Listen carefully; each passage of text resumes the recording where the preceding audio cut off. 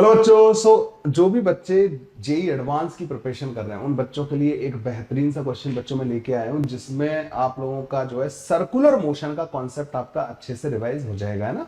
और वो भी बच्चों एक अलग टाइप का कॉन्सेप्ट आप रिवाइज करने वाले हो यहाँ पे ना। मजा आएगा बच्चों ना आपको इस क्वेश्चन को सॉल्व करने में। तो चैनल को अभी तक सब्सक्राइब नहीं किया तो कर डालो भाई, है ना, क्योंकि यहाँ पे जो कंटेंट मिलेगा ना वो तुम्हारी एडवांस की प्रिपरेशन को अलग ही लेवल पे लेके जाएगा, मैं बता रहा हूँ।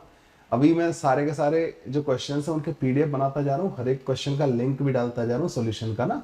तो आपको हर क्वेश्चन एक पीडीएफ में मिलेगा। चैनल, मेरा टेलीग्राम चैनल का लिंक डिस्क्रिप्शन में दे रखा है, ज्वाइन कर लो, वहाँ सब मिलेगा तुम्हें। और एक पीडीएफ का लिंक भी दे रखा है ना, जो जहाँ जीमेल ड्राइव का लिंक, जहाँ मैं सारे पीडीएफ अपलोड करता हूँ। ये बहुत काम की चीज़ है बच्चों, ये सब कुछ ना जो ये फ्री ऑफ कॉस्ट आप लोगों को इस चैनल पर मिल रहा है, बहुत लंबे टाइम तक आपकी मदद करेगा।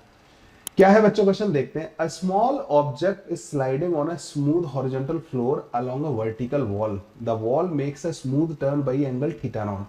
तो यहाँ पे इंटरेस्टिंग बात ये बच्चों, ये दीवार है, ऊपर से देख रहे हो आप, और ये यहाँ पे एक दीवार है और इस तरीके का थीटा नॉट का टर्न बन रहा है यहाँ पे। और नीचे ये सरफेस स्मूथ है, नीचे वाला ना, जो ये हॉरिजॉन्टल सरफेस है बच्चों ना, ये वाला।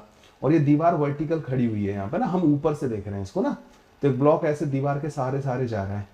The coefficient of the friction between the wall and the block is mu. अच्छा, दीवार और इसके बीच में फ्रिक्शन है, लेकिन ग्राउंड जो नीचे जो ब्लॉक जिस पर रखा है, नीचे वाले सरफेस में फ्रिक्शन नहीं है, ठीक है। Speed of the object before the turn is you. Find the speed v just after completing the turn. तो जब ये यहाँ से निकल के जाएगा ना बच्चों, फिर ये आगे जाके सीधा चलता जाएगा ना।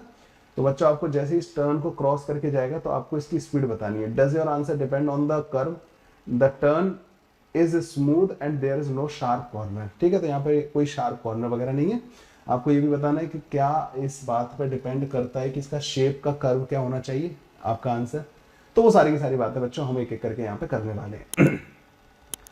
तो बच्चों सबसे पहले तो मैं क्या करूंगा कि मैं मान लेता हूँ यहाँ पे आ गया ये ब्लॉक ना, ठीक है। ये ब्लॉक जो है इस जगह पे आ चुका है, यहाँ पे आ गया। तो जब यहाँ पे आ जाएगा बच्चों, तो यहाँ पे इसका जो कुछ रेडियस रेडियस टाइप का होगा ना, ऐसे करके कुछ होगा। यहाँ पे बच्चों इसकी रेडियस आ रही होगी कुछ इस तरीके से ना। और इसकी वेलोसिटी मान लेते कुछ v के बराबर होगी बच्चों यहाँ पे, है ना। मान लो इसकी जो रेडियस ऑफ कर्वेचर है ना इस जगह पे, मान लो स्मॉल r के बराबर है, और इसका सेंटर मान लो यहाँ पे बन रहा है, ठीक है, सेंटर यहाँ पे बन रहा है। तो ये किसी मतलब ऑलरेडी सपोज करो थीटा एंगल यहाँ पे रोटेट कर चुका है ऑलरेडी ना, ये एंगल थीटा रोटेट कर चुका है। अब ये जब छोटा सा एंगल और रोटेट करेगा ना, डी थीटा, जब ये बच्चों छोटा सा एंगल और रोटेट कर जाएगा यहाँ पर ना, डी थीटा जब रोटेट करेगा, ये डी थीटा जब रोटेट करेगा तो इसकी स्पीड चेंज होगी, क्योंकि यहाँ पे फ्रिक्शन लग रहा होगा। फ्रिक्शन किधर लग रहा होगा बच्चों, टेंजेंशियल लग रहा होगा ऐसे करके। यहाँ पे बच्चों फ्रिक्शन लग रहा होगा ऐसे टेंजेंशियल ना, और वो फ्रिक्शन होगा म्यू इनटू एन के बराबर। एन बच्चों इस पे इधर की तरफ आ रहा होगा, है ना, नॉर्मल तो इधर की तरफ आ रहा होगा, और नॉर्मल ही तो इसको इस जगह पे सेंट्रीपिटल प्रोवाइड कर रहा होगा। तो इस जगह पे इस छोटे से आर्क के लिए अगर रेडियस ऑफ कर्वेचर इसकी स्मॉल आर के बराबर है, तो क्या मैं n की value m v square divided by r लिख सकता हूं? आप बोलोगे हाँ सर बिल्कुल सही है। यहाँ पे बच्चों काइनेटिक फ्रिक्शन लग रहा होगा इस ब्लॉक के ऊपर दीवार के फ्रिक्शन की वजह से, और वो होगा म्यू इनटू एन के बराबर, मतलब mu into v square divided by r के बराबर। ये बच्चों काइनेटिक फ्रिक्शन यहाँ पे लग रहा होगा। ये जो काइनेटिक फ्रिक्शन है बच्चों एक छोटा सा वर्क करेगा डी डब्ल्यू, जो कि माइनस का mu m v square divided by r, ये तो हो गया फोर्स, और इसका जो छोटा सा डिस्प्लेसमेंट आएगा वो आर डी थीटा के बराबर आ जाएगा, ठीक है। तो फ्रिक्शन बच्चों इतना वर्क कर रहा होगा, और अच्छी बात यह है कि ये कट जाएगा यहाँ से, ठीक है, ये बच्चों यहाँ से कट जाएगा।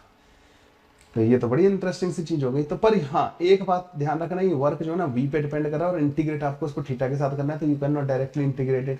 लेकिन ये जो वर्क है बच्चों, क्या ये इसकी काइनेटिक एनर्जी के रेट ऑफ चेंज के बराबर होगा? तो काइनेटिक एनर्जी जो होती है बच्चों किसी भी टाइम पे वो हाफ एम वी स्क्वायर होती है ना। तो जो डी के बाई डी टी होगा ना बच्चों, वो रेट ऑफ सॉरी डी के जो होगा, छोटी सी काइनेटिक एनर्जी जो चेंज होगी, क्या बच्चों वो m v into d v के बराबर होगी या नहीं होगी? अगर इसको डिफरेंशिएट कर दूं तो आप बोलोगे हाँ सर। तो m v into d v जो है बच्चों माइनस का mu m into v square into d theta के बराबर आ जाएगा। अब इस v को अगर इधर ले जाओ, m से m उड़ा दो बच्चों, तो ये बन जाएगा हमारे पास d v divided by v is equal to minus का म्यू इंटू डी थीटा। ये ऐसा बन जाएगा हमारे पास। इसको बच्चों ऐसे इंटीग्रेट कर डालो। यहाँ पे क्या करना है आपको, इनिशियल स्पीड इसकी u के बराबर दे रखी थी जब थीटा 0 के बराबर था, थीटा मतलब जब ये लाइन ऐसे थी, और जब ये यहाँ पे जब आ जाएगा ना यहाँ पे, तो अब इसका थीटा नॉट क्या हो जाएगा बच्चों? तो देखो ये एंगल कितना हो जाएगा, ये वाला ना। तो ये एंगल जो होगा, इसको अगर मैं इस लाइन को ऐसे ज्वाइन कर दूं, तो ये वाला एंगल जो है ना बच्चों, ये वाला, ये वाला थीटा नॉट के बराबर है, तो ये 90 माइनस का थीटा नॉट के बराबर होगा, तो 90 माइनस का थीटा नॉट, ये तो ये थीटा नॉट के बराबर हो जाएगा। तो थीटा नॉट तक इसको इंटीग्रेट कर देना है, इसको v लिख देना है, तो स्पेस यहाँ पे कम पड़ेगा, यहाँ पे लिख देते हैं। तो ln v divided by u will be equal to minus का म्यू इंटू थीटा नॉट। तो बच्चों v की वैल्यू जो है ना बच्चों, u e to the power minus का म्यू इंटू थीटा नॉट के बराबर आ जाएगी। लो जी, ये आ गया बच्चों। क्या ये रेडियस ऑफ कर्वेचर पे डिपेंड कर रहा था? लकीली वो बच्चों पार्ट जो है ना गायब हो गए, जो ना ये जो रेडियस ऑफ कर्वेचर वाला पार्ट था ना वो कट गया इसमें ना। अच्छा, ये ऐसा नहीं, इसका पूरे का रेडियस ऑफ कर्वेचर सेम नहीं है बच्चों, ध्यान रखना। सेम रहता भी है तो कोई बात नहीं है, मतलब ना सेम रह भी सकता है, नहीं भी रह सकता। तो ये सेंटर बच्चों अलग अलग उसके लिए ना अलग अलग जगह का है, ये ध्यान रखना। ये तो मैंने जस्ट ऐसे बना दिया है इस जगह पे ना थीटा एंगल पे। तो ये 0 से थीटा नॉट घूम रहा है ना, तो 0 से थीटा नॉट तक मैंने इसको इंटीग्रेट कर दिया and I got the answer. तो v equal to mu times u times e to the power minus का म्यू थीटा नॉट बच्चों, हमारे पास आंसर आ गया।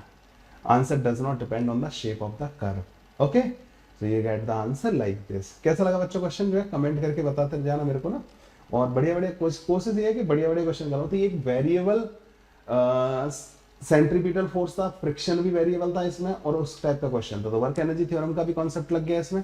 किसी को परेशानी आ रही हो यहाँ पे काइनेटिक एनर्जी को कैसे लिख दिया? देखो kinetic energy half m v square होती है। अगर मैं इसको डिफरेंशिएट करूँ डी के, तो डी के इजिकल टू आ जाएगा 2 बाहर आ जाएगा, v इंटू डी बन जाएगा, 2 से 2 कट जाएगा, तो एम वी इंटू डी ये हो जाएगी बच्चों इसकी काइनेटिक एनर्जी का चेंज, जो कि dt टाइम में होगा। छोटी सी काइनेटिक एनर्जी जो चेंज होगी ना वो ये होगी, और वो छोटा सा वर्क जो हुआ डी थीटा के अंदर वो ये हो गया फ्रिक्शन का। उसी ने काइनेटिक एनर्जी चेंज की है। फ्रिक्शन का वर्क नेगेटिव है तो काइनेटिक एनर्जी का चेंज भी नेगेटिव आ जाएगा, एंड हमने इसको इंटीग्रेट कर दिया, we got the answer. Okay, channel को सब्सक्राइब कर लो, अभी कर लो, नहीं तो बाद में बहुत कुछ मिस हो जाएगा, है ना। बेल आइकन प्रेस कर लेना, हर जो वीडियो है उसका मैसेज आ जाया करेगा आपको ना। चलो बच्चों, ऐसे ही और अमेजिंग क्वेश्चंस मैं आप लोगों को कराता रहूंगा इस चैनल पे। थैंक यू बच्चों, बाय बाय, टेक केयर।